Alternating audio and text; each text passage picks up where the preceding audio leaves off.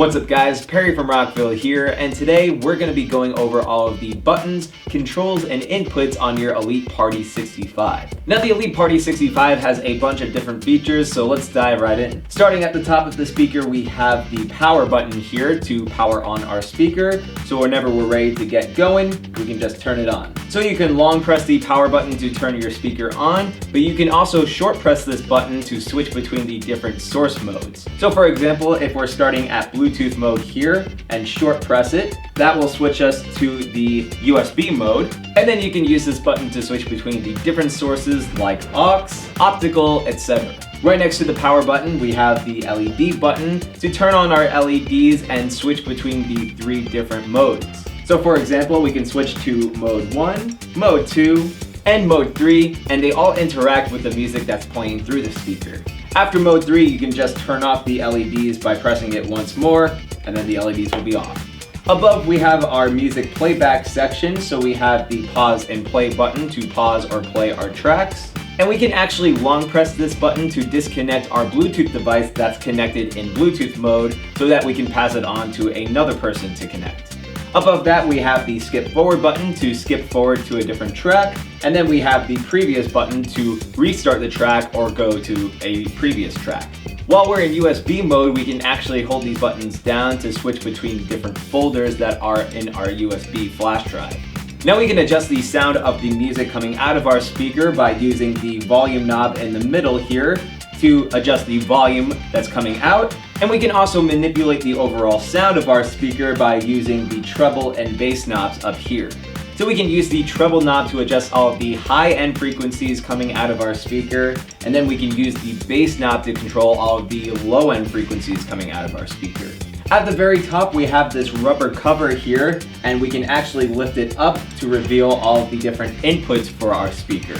So starting with these two 1/4-inch inputs here, the very first one we can use to connect a microphone or guitar to the speaker, and then we can use the one next to that to connect another microphone or line level instrument like a keyboard. Next to that, we have the aux input that we can use with the included aux cable to connect any MP3 device with an 8-inch output. We have the USB input to connect any USB thumb drive to play music from there. And then we have the optical input to connect any TVs or projectors so that the sound comes out of our speaker.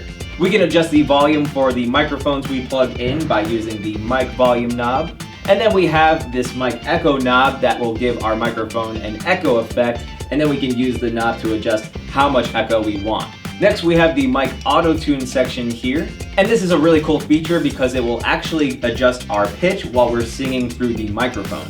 So we have 3 different functions in this section, starting with the key button here. This allows us to set the key while we're singing, and we have up to 10 different keys to choose from. So for example, if I knew my song was in the key of A, I can go to the key button here and press this button until I reach the key of A. And then from there, the speaker will know to pitch correct my voice in that key. Next, we have the pitch snap button, and this will set how the note that we sing through the speaker will pitch to the right note. So for example, there are 2 different settings we can use with the pitch snap feature. The first one is the near setting. This will allow our voice to be pitched to the correct note in the key that we're singing in. So whether we're singing sharp or flat, it's going to take that note and set it to the correct note. And next we have the upper setting, which will pitch our voice up to the right note. So if we're singing flat or too low, this will take our voice and pitch it up to the right note. We also have the option to turn the pitch snap off, but doing this will actually turn off the overall pitch correction that we can use with the speaker. So you'll want to set the pitch snap to one of these settings if you want to use the pitch correction in general. And you'll also want to do this with one of these settings for the pitch accuracy. So let's go over those settings right now. So the pitch accuracy button allows us to set the quality of our pitch correction. Again, there's 2 different settings to choose from with this feature. So we have the better setting, which will set our voice to the right pitch faster. And then we have the normal setting, which will set our voice to the correct pitch in more of a smooth manner. Again, be sure to set the pitch accuracy to at least one of these settings if you're looking to use the pitch correction in general. And remember, if you don't want any pitch correction at all, you're going to turn the pitch accuracy to the off position and the pitch snap to the off position as well. Below that, we have the pitch plus and the pitch minus button, and this is actually separate from the pitch correction function in general. We can use these buttons to actually change the overall pitch of our voice, so we can either set it very high in a higher register or set it to a very low register. Another cool feature is that the speaker will automatically turn off if you leave it alone for a while, so this way you can preserve the battery life for your speaker. So hopefully this helped explain all of the buttons, controls, and inputs for your Elite Party 65. But of course, if you have any questions, comments, or concerns, feel free to reach out to our customer support team through phone or email.